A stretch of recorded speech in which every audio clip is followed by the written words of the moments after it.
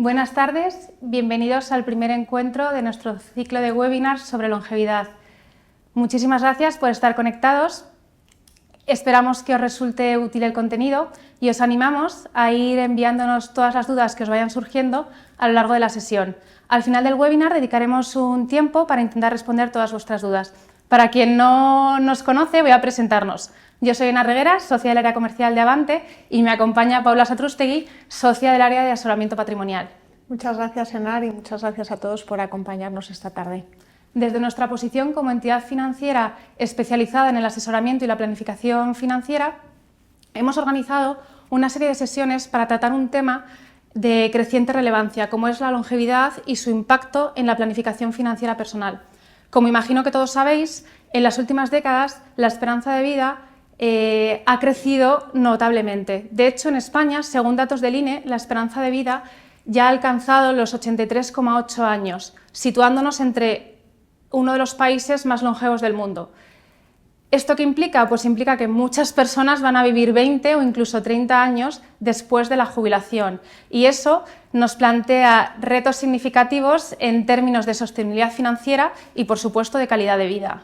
Yo creo que pensar anticipadamente en el impacto que la longevidad tiene en nuestras vidas pues es el primer paso para construir vidas con éxito, ¿no? Con sentido y bueno, pues alineadas con nuestros objetivos vitales, y por eso el webinar de hoy. Por ello, nuestro objetivo con el webinar de hoy es aportar conocimientos prácticos y herramientas para que todos nuestros clientes puedan tomar decisiones informadas que les ayuden a vivir vidas más largas, más saludables y, sobre todo, financieramente estables. Al principio comentábamos que en las últimas décadas la esperanza de vida se ha incrementado significativamente, pero la buena noticia es que no solo vamos a vivir más años, sino que los vamos a vivir con mejor salud, ¿no? Un ejemplo que ilustra, yo creo, muy bien, Paula, esto, que igual que lo tengo yo, seguro que todos vosotros, cuando lo diga, vais a hacer vuestro este ejemplo, es el primer recuerdo que yo tengo de mi abuela Paula. El primer recuerdo que tengo de ella es cuando ella tenía 72 años aproximadamente, y su condición física, su ritmo de vida, su nivel de energía no tiene nada que ver con los que tiene mi madre a día de hoy, que tiene esa misma edad. O sea, mi madre con 72 años, para que te hagas una idea, va a pilates, camina varios kilómetros al día, se tira al suelo para jugar con sus nietos, incluso juega con ellos al fútbol, viaja una auténtica barbaridad. En su caso, la longevidad no se trata únicamente de años añadidos, ¿no?, sino de años de calidad y de vitalidad, al fin y al cabo, ¿no? Entonces, yo creo que podríamos decir que no solo estamos añadiendo años a la vida, sino que estamos añadiendo vida a los años. Estoy completamente de acuerdo contigo, y yo creo que es una buenísima noticia el que vayamos a vivir más años, pero la realidad es que aquí, cuando proyectamos los números, ¿no?, hacemos la planificación financiera a nuestros clientes y proyectamos esos números hasta los 90, 95, 100 años, pues muchos clientes nos dicen: uy, no, yo no quiero vivir tantos años. Yo creo que también porque tienen esa imagen de sus padres o sus abuelos en los últimos años, pero yo creo que al final los hábitos de vida saludable, todo lo que sabemos hoy, hacen no solo que vivamos más años, como decías, sino que los vivamos mejor, y eso es un regalo. Pero, Paula, entiendo que esto tiene consecuencias, ¿no? ¿Realmente crees que nos estamos preparando para vivir tantos años? Pues yo creo que todavía no somos 100% conscientes. Bueno, los que están hoy escuchándonos sí, que por eso se han apuntado a este webinar, ¿no? Pero al final, claro, esos años de más que vamos a vivir va a haber que financiarlos. Y tenemos que tener en cuenta que, por un lado, tenemos la mayor esperanza de vida que veníamos hablando, pero por otro lado tenemos un sistema de la seguridad social cada vez más tensionado, porque al final prácticamente no ha cambiado nada desde que se creó, ¿no? Los que hoy tienen 20 años tienen más de un 50% de probabilidades de llegar a los 100. ¡Qué barbaridad! Una barbaridad. Y los que hoy tienen 60 tienen más de un 50% de probabilidades de superar los 90. Madre mía. Entonces, lo curioso es que cuando se creó el sistema de la seguridad social hace poco más de un siglo, la esperanza de vida al nacer era solo de 40 años. Solo el 25% de la población llegaba a los 65 años, y los que llegaban de media vivían unos 8 años jubilados. Fíjate, ninguno de mis dos abuelos cumplió la edad legal de jubilación, falleció antes, y mi padre vivió muy pocos años jubilados, menos de 8. ¿Qué pasa hoy? Pues que vamos a vivir muchos más años. Hablabas de la media de los 83 años a día de hoy en España, más del 90% llega a los 65 años y de media vamos a vivir más de 20. Si hoy quisiésemos saber a qué edad llega el 25% de la población, que te acuerdas que cuando se creó el sistema de la Seguridad Social el 25% de la población llegaba a los 65 años, pues si queremos saber a qué edad llega ahora el 25% de la población nos tenemos que ir a los 91 años. Y esto hace pues, que si no hemos cambiado prácticamente el sistema de la Seguridad Social, pues las pensiones no sean sostenibles y esos años de más que vamos a tener que vamos a vivir, pues tendremos que tirar del ahorro generado en la etapa activa. Pero Paula, solo nos jubilamos una vez y aquí, por supuesto, de la experiencia no podemos aprender. ¿Qué podemos hacer? Claro, como tú dices, pues no podemos equivocarnos y volver a hacer, ¿no? Entonces lo que hacemos es fijarnos en lo que hicieron la gente cercana a nosotros, ¿no? Nuestros padres, nuestros tíos, nuestros abuelos. Pero claro, su situación es completamente distinta a la nuestra. No solo por el tema de la longevidad, que ya hemos hablado, sino también porque ellos tenían unos sistemas de empleo mucho más generosos que los que vamos a tener nosotros, con lo cual al final sus recetas a nosotros no nos valen. Esto pasa porque tenemos que dedicarle mucho tiempo a pensar cómo queremos vivir. Tenemos que dedicarle tiempo a hacer una correcta planificación financiera que nos ayude a pensar cuáles son nuestros objetivos, qué patrimonio tenemos, qué vamos a ser capaces de generar y ver cómo tenemos que poner a trabajar nuestro dinero para cumplir ese objetivo de jubilación, ¿no? En definitiva, pasa de preocuparnos a ocuparnos para poder vivir como queremos vivir y no como nuestras finanzas nos digan que tenemos que vivir. Acabas de mencionar la importancia de la planificación, ¿no? ¿Qué factores crees que deberíamos tener en cuenta? Yo creo que en la planificación, como en todo, afectan muchísimos factores, pero a mí sí que me gustaría destacar 4. Empezaría por el efecto de la rentabilidad, el poner a trabajar el dinero, la importancia del interés compuesto, que si quieres luego hablamos de él, ¿no? De qué rentabilidad le voy a pedir a mis inversiones, a mi ahorro, ¿no? Del que luego tiraré en la jubilación. Sí. Lógico y normal, cuanta más rentabilidad quiera tener, mejor me van a salir los números, menos esfuerzo voy a tener que hacer, pero también más riesgo tengo que asumir. En segundo lugar, hablaría de la variable gastos, porque es una variable que entra en juego durante toda la vida, nunca dejamos de gastar.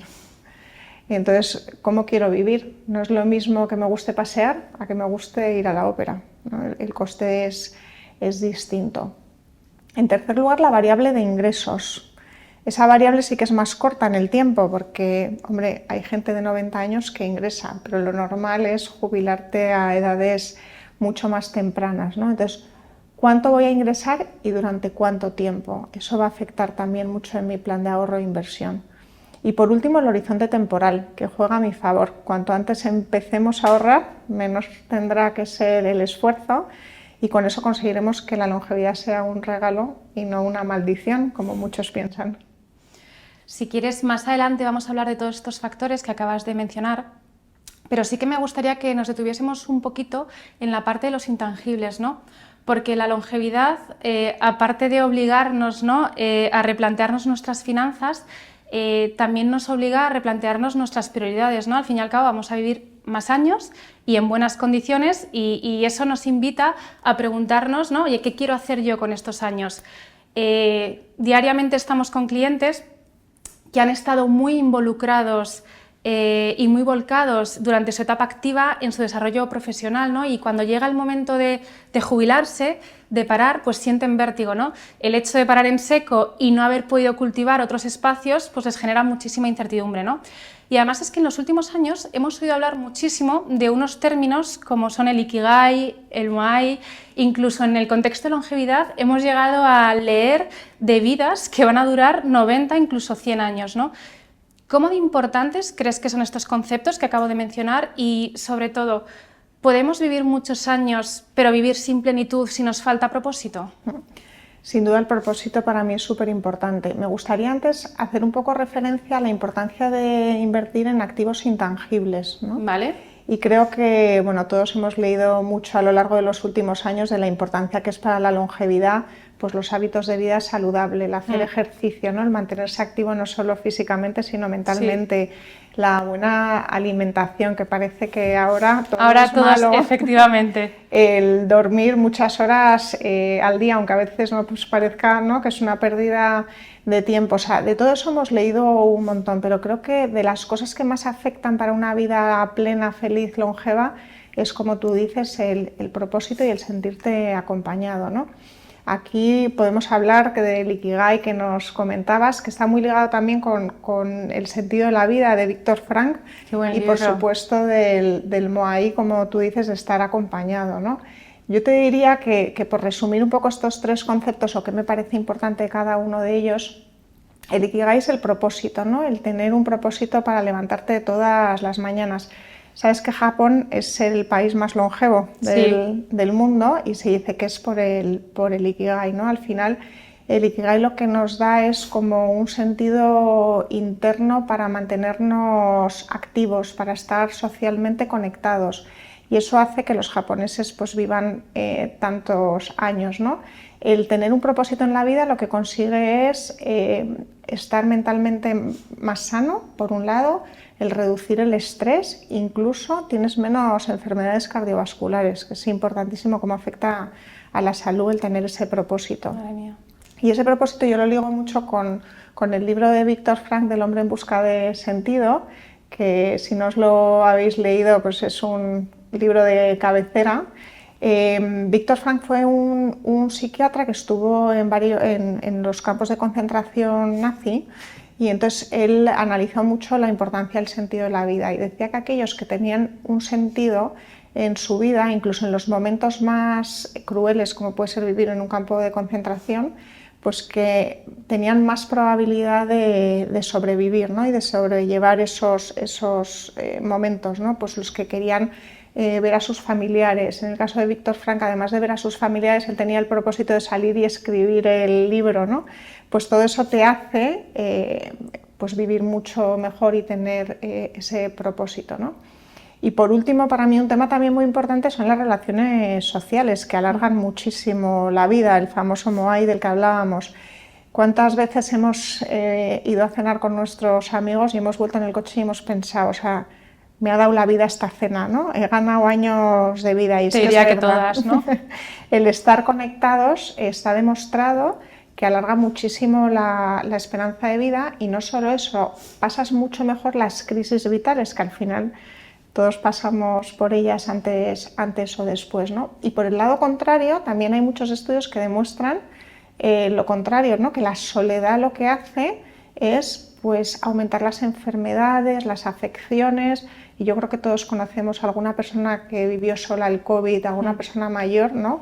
Cómo entró en declive, ¿no? Sí, en esos, fueron solo meses, ¿no? Sí. Pero cómo les cambió la vida, ¿no? Con lo cual yo creo que al final tener un propósito claro, sentir que tu vida tiene un sentido y estar acompañado son pilares fundamentales para tener una buena esperanza de vida larga, vivir plenamente y feliz.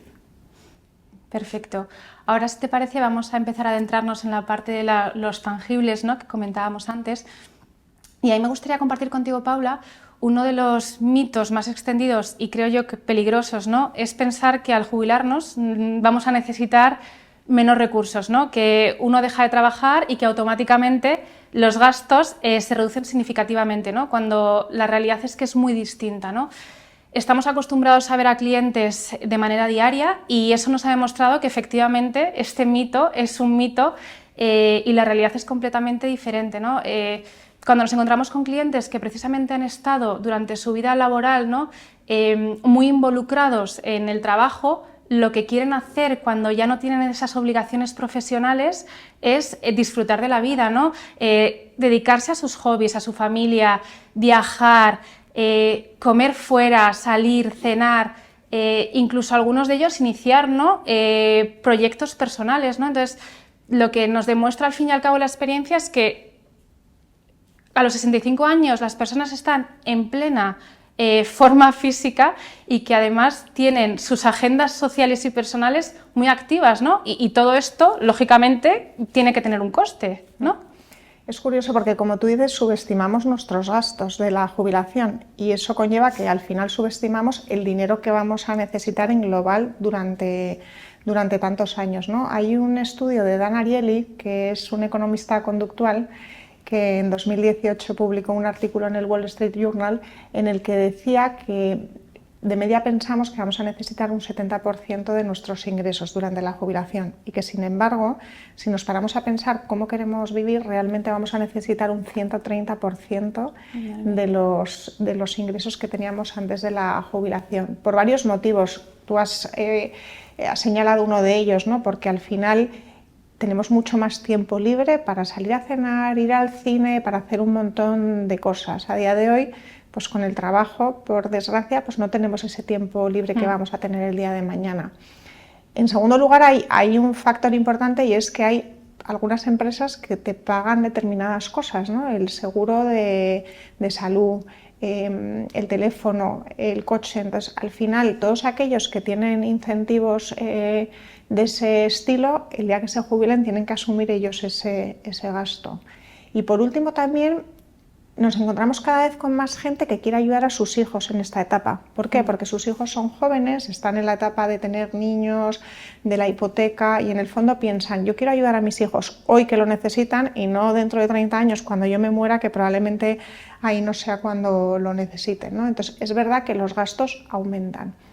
Luego pensamos, bueno, pero luego llegará un día en que dejaré de salir a cenar, ¿no? Dejaré de ir al cine porque ya estoy mayor, dejaré de comprarme ropa. Efectivamente, pero ahí hay un cambio de gasto. ¿Por qué? Porque en ese momento seré dependiente y necesitaré una persona que duerma en mi casa por si me caigo por la noche, o necesitaré hacer una obra en mi casa para que cambiar la bañera por la ducha, o para que la silla de ruedas pueda entrar en el portal. O sea que al final hay como un cambio de gastos ya más a largo plazo. ¿Y qué recomiendas que hagamos? Para mí es muy importante pararnos a pensar cómo queremos vivir el día de mañana. ¿Cuántas veces vamos a querer ir al cine? ¿Cuántos libros vamos a querer leer? ¿Cuántas veces vamos a querer ir a la ópera, ¿no? ¿Qué estilo de vida queremos llevar? Por lo que decía antes, que vivamos como queremos vivir. O sea, después de toda la vida trabajando, sería una pena que no pudiésemos vivir como queremos y tuviésemos que vivir como nuestras finanzas nos obliguen a vivir, ¿no? Muchas veces pensamos, ¿qué más da 500 euros más de gasto al mes que 500 menos, ¿no? Ya, pues que 500 euros más al mes por 12 meses, por 25 años, por decir una cifra, estamos hablando de 150.000 euros sin tener en cuenta el efecto de la inflación. O sea que si ya le metemos el efecto de la inflación, la cantidad es superior. Esto que dices, Paula, yo creo que es importantísimo, ¿no? Porque durante muchísimos años la jubilación se ha visto, ¿no?, como una línea de meta, ¿no?, un punto y final. Uno se jubilaba, desconectaba del trabajo, ¿no?, y empezaba a vivir una etapa completamente diferente, ¿no? Y sin embargo, con las vidas más largas y más activas y más diversas, ¿no?, que vamos a empezar a vivir, creo que esto no tiene ningún sentido, ¿no? Y si además vamos a vivir más y encima, como nos acabas de confirmar, nuestro gasto se va a mantener o incluso se va a aumentar, no podemos seguir viendo la jubilación, ¿no?, como esa etapa final, ¿no? Creo que hay que hacer un cambio de mentalidad. Y además, relacionado con esto, estudios recientes lo que nos han demostrado, Paula, es que la salud está muy relacionada con el nivel de ingresos, ¿no? De hecho, hace poco se publicó en la Harvard Gazette un estudio que lo que decía es que la esperanza de vida de las personas estaba directamente correlacionado con su nivel de ingresos, ¿no? Y que incluso entre los grupos entre mayor ingresos y menores ingresos había una diferencia de 15 años de esperanza de vida, ¿no? Entonces, yo creo que esto es clave, porque esto nos demuestra que que todas las decisiones que vamos a empezar a tomar ya van a tener un impacto, ¿no?, el día de mañana, con lo cual cuanto antes empecemos a tomarlas, mejor preparemos, ¿no?, y llegaremos al día de mañana y sobre todo llegaremos con una mayor calidad de vida y viviremos muchos más años, ¿no? Entonces, ahí me gustaría, Paula, que hablásemos de la parte de ingresos, porque como decía antes, aquí la sociedad tiene que tener un cambio de mentalidad profundo, ¿no? Ya no se trata de retirarse, ¿no? Sino más bien de rediseñar nuestra relación con el tiempo, nuestro estilo de vida, nuestra fuente de ingresos, ¿no? Al fin y al cabo. De eso se habla mucho en un libro que se llama La vida de 100 años, Creo que me suena. Que en Avante reeditamos hace unos años, y habla largo y tendido sobre este tema.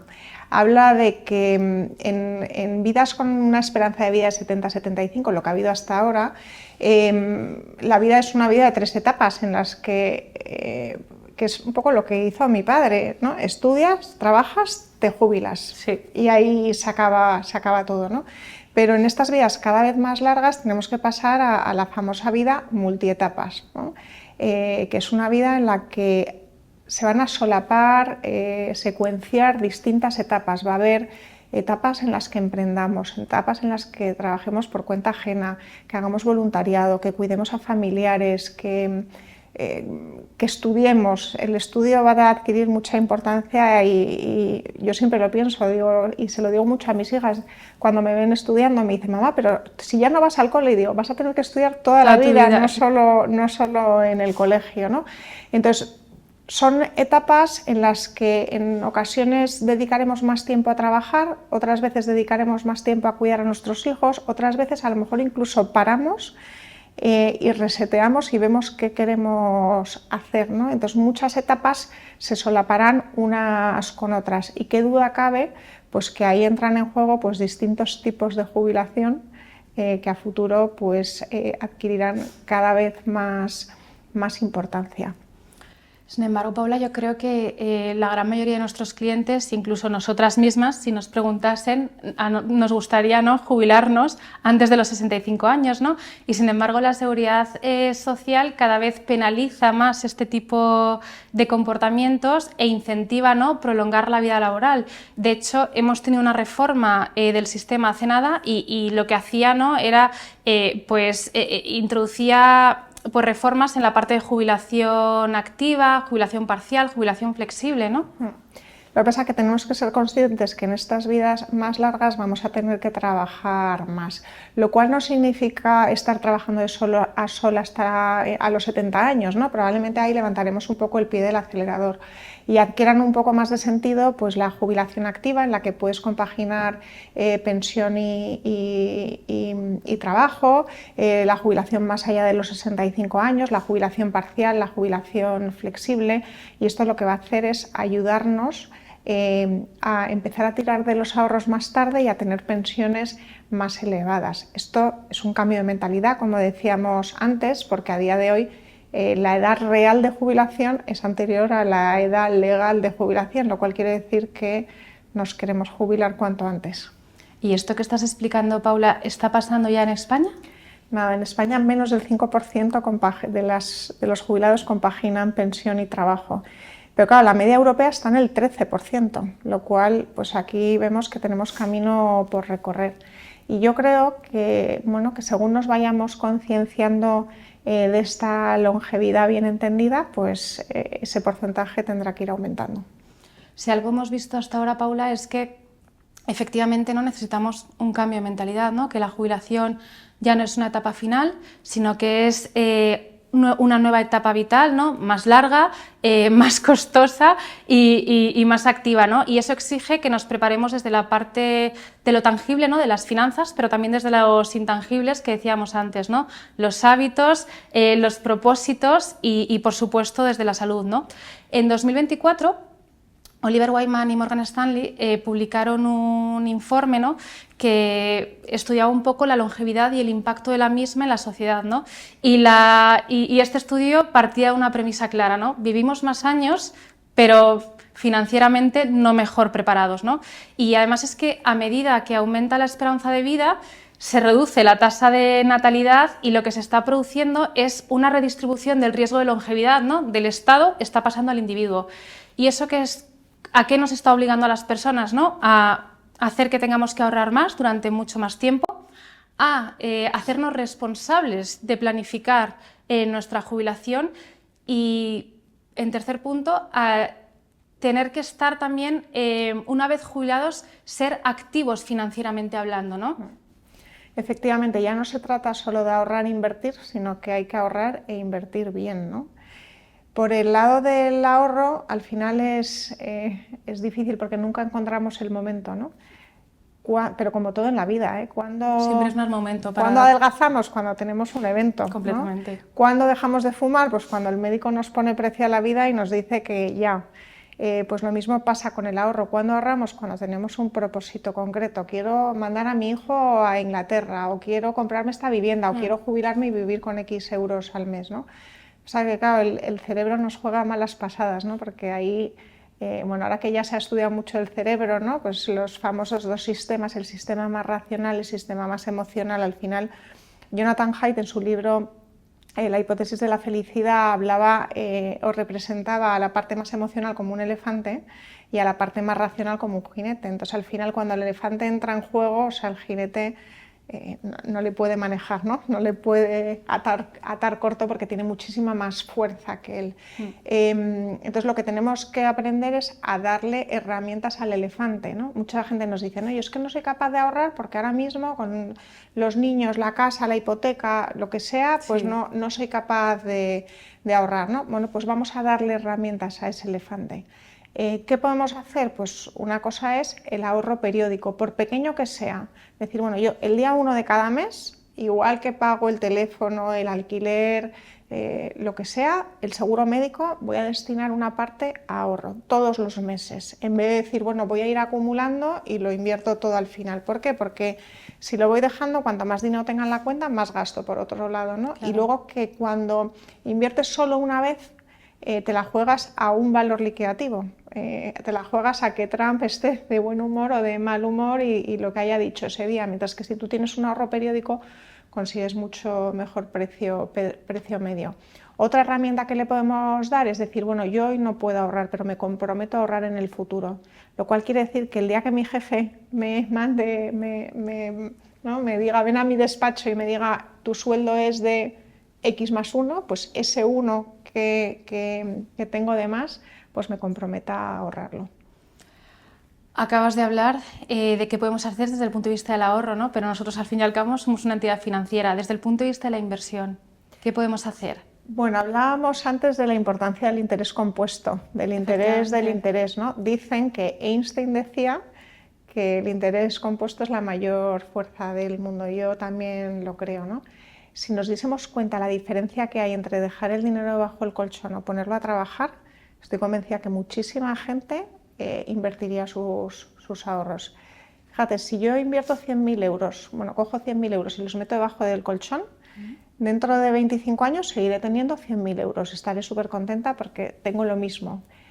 Pero claro, el valor adquisitivo de esos 100.000 euros será muy inferior. O sea, con esos 100.000 euros me podré comprar lo mismo que hoy me compraría más o menos con 62.000 euros, que es una pérdida de valor adquisitivo importante. Sí. Sin embargo, si yo esos 100.000 euros los invierto al 3, fíjate, te estoy diciendo al 3, que no es una cartera... Sí, no me estás haciendo asumir mucho riesgo. Nada. En ese momento, dentro de 25 años, tendría 209.000 euros, o sea, más del doble. Y en valor adquisitivo actual, eso serían como unos 130.000 euros. O sea, has duplicado el patrimonio, ¿no? Esto es importantísimo porque si vamos a vivir vidas más largas, cuanto antes empecemos a ahorrar y a invertir, mejor preparados llegaremos, ¿no? Sin duda. O sea, al final lo que tenemos que darnos cuenta es que vamos a estar muchísimos años jubilados, ¿no? Por lo que hemos ido diciendo. Y, bueno, se habla de vidas de 90 o incluso de 100 años, ¿no? Sí, y ahí muchos clientes lo notamos, ¿no? Que cuando entran por Avante al día siguiente de jubilarse, ¿no? Como que quieren asumir menos riesgo, han pasado de vivir de su sueldo a decir, oye, que ahora tengo que sacar X euros al mes de mi ahorro, y eso es verdad que produce pues un poco un salto al vacío, ¿no? Y nos volvemos más conservadores. Sin embargo, tenemos que pensar que tenemos tanto tiempo por delante, tantos ciclos de bolsa, que debemos de invertir ese patrimonio e invertirlo bien, ¿no? Que nosotros dejemos de trabajar no significa que nuestro dinero tenga que dejar de trabajar, ¿no? Y ahí, una vez más, tenemos que darle herramientas a ese elefante que decíamos antes. Una cosa que funciona muy bien ahí es las famosas dos carteras, ¿no? Yo mi ahorro tengo una parte invertida en una cartera más a corto plazo, en un fondo de inversión muy conservador, monetario, que lo que me ayude es a asumir o hacer frente a los reembolsos que tenga a lo largo de los próximos meses para mantener el nivel de vida, y el resto invertirlo en una cartera más a largo plazo, que asuma más riesgo, que me dé mayor rentabilidad, y que si Trump un día se levanta y nos anuncia los famosos aranceles, pues que yo sepa que puedo seguir manteniendo mi nivel de vida porque mi cartera a corto plazo me va a seguir dando lo que necesito para vivir. Y ya le dejo tiempo a la cartera a largo plazo para recuperarse. Eso funciona muy bien. Justamente, Paula, de esto hablaremos en sucesivos webinars, pero otra de las cosas que destacaba el informe de Oliver Wyman y Morgan Stanley, al que he hecho referencia previamente, es que la oferta de productos durante la jubilación está completamente encorsetado y estancado a planes de pensiones, ¿no? Lo cual, pues efectivamente, a día de hoy ya no tiene ningún tipo de sentido. Nada, efectivamente, a día de hoy lo máximo que podemos aportar a título individual son 1.500 euros al año, que no van a ningún lado. Así no llegamos, ¿no? Así A la no vida de 100 llegamos. años. Es verdad que si tenemos planes de empleo, pues la empresa nos podría aportar más, pero tenemos que complementar ese ahorro con otro tipo de productos. No podemos dejar nuestra jubilación en la mano de los planes de pensiones. Ahí, como sabes, en Avante somos defensores de los fondos de inversión, no solo desde el punto de vista financiero, porque al final tienes una gestión profesionalizada y una diversificación importante, sino también desde el punto de vista fiscal. Yo puedo traspasar de un fondo a otro sin impacto fiscal y pagar impuestos el día que venda, ¿no? Que puede ser dentro de muchos años. Tengo ese diferimiento fiscal. Pero es verdad que esa cartera de fondos y de planes de pensiones puede ser alimentada o compaginada con otros productos que funcionan muy bien, ¿no? Pues ahora las inversiones alternativas, bueno, pues en el porcentaje necesario, efectivamente, no voy a tener el 100% de mi patrimonio en inversiones alternativas, pero creemos que puede ser interesante invertir en este tipo de productos. En algunos lados, en algunos casos, aquellas personas que les preocupa mucho el riesgo de longevidad, las famosas rentas vitalicias. O sea que cada vez más tenemos a nuestro alcance productos que nos pueden ayudar en esa planificación. Paula, ha sido un placer hablar contigo, me ha encantado Igualmente. escucharte, que sepas que me llevo millones de deberes que hacer para poder vivir esa vida de 100 años y planificarla con tiempo, pero como nos estamos quedando sin tiempo, sí que me gustaría que por lo menos respondiésemos a un par de preguntas que nos han estado enviando, ¿vale? Perfecto. Entonces, si te parece bien, mira, esta yo creo que es para ti. Hablabais de que durante la jubilación muchos padres tienen que ayudar a sus hijos. ¿Tiene sentido ir transmitiendo patrimonio a las futuras generaciones? Ahí hablamos, bueno, mucha gente está ahora con todo el tema de las donaciones, ¿no? Y nos lo preguntan mucho los clientes. Nosotros siempre decimos, primero tú y luego tus hijos, ¿no? Vamos a ver dentro de ese plan financiero que hablábamos antes, qué dinero vas a necesitar tú para mantener el nivel de vida y qué dinero, si hay, te sobra, ¿no? Y si te sobra, pues vamos a ver si fiscalmente tiene sentido donarle dinero a tus hijos. Entonces, si por tu plan financiero ese dinero no lo vas a necesitar y por otro lado fiscalmente tiene sentido hacerlo, desde luego puede ser una opción. O sea que incluso en esta parte, ¿no? Cuando los clientes vengan a vernos, les ayudamos también en la parte de preparación, ¿no? También de testamento y demás, de cómo ir donando esa parte a sus hijos. Efectivamente, porque además luego, como tú bien decías, o sea, la planificación sucesoria, que no hemos hablado hoy y podríamos hacer otro webinar de ello, seguro que lo haremos. Es muy importante, ¿no? El ver qué queremos que pase con nuestro patrimonio el día que a nosotros nos pase algo, ¿no? Y también saber si el testamento que tenemos es el adecuado, claro, ¿no? Si hoy me pasa algo, en qué situación se queda mi cónyuge, en qué situación se quedan mis hijos, tengo que cambiar algo. Entonces, bueno, pues en toda esa parte también les podemos ayudar. Bueno, eso es importantísimo. Y nos da tiempo a otra pregunta. Buenas tardes, tengo 60 años y nunca me había planteado invertir en productos de private equity, ya que me quedan pocos años para jubilarme. ¿Qué opináis? Pues bueno, efectivamente, hemos estado hablando de que cada vez vamos a vivir más años y bueno, con lo cual nuestras carteras financieras, ¿no? Nuestras inversiones tienen que adaptarse, ¿no? Hay que estructurarlas en función de esos años que vamos a vivir, ¿no? Y además antes, Paula, tú hacías referencia al hecho de que tenemos que desanclar, ¿no? el perfil del inversor a la edad, ¿no? No hay que ser conservador o arriesgado en función de la edad que tienes, ¿no? pues si efectivamente vamos a vivir vidas de 90, incluso 100 años, pues con 60 años todavía tenemos 30, 40 años por delante, con lo cual efectivamente pues el producto de Private Equity podría tener sentido, ¿no? Dicho esto, dentro de los productos de Private Equity hay categorías, ¿no?, como las coinversiones, donde los plazos de inversión son más cortos, que yo creo que puede tener sentido, o incluso de infraestructuras, ¿no?, donde hay una serie de rendimientos bastante estables, ¿no?, en periodos largos de tiempo, ¿no?, con lo cual, bueno, pues también podría tener sentido. Pero dicho esto, como muy bien decía antes Paula, este tipo de productos hay que tenerlos en las carteras en un porcentaje muy limitado, precisamente para poder hacer frente a esos gastos que vamos a ir teniendo. Y más allá de eso, creo que es necesario ver cada caso en concreto en función de las necesidades y de las condiciones de cada uno de nosotros, ¿no? Entonces yo lo que sí que te animaría es a que contactases con tu consejero financiero y que juntos dieseis respuesta a esta pregunta y trabajaseis en esa parte de la planificación financiera. Y me da muchísima rabia, pero es que no tenemos más tiempo para más preguntas. Así que, lo dicho, Paula, ha sido un placer estar contigo. Gracias. Muchísimas gracias a todos por haberos conectado. Esperamos que haya sido útil el contenido y, como bien decíamos al principio, este es solo el primer encuentro de una serie de sesiones que vamos a realizar sobre el impacto de la longevidad en la vida de las personas. Así que os iremos informando de ellos. Muchísimas gracias. Gracias a todos.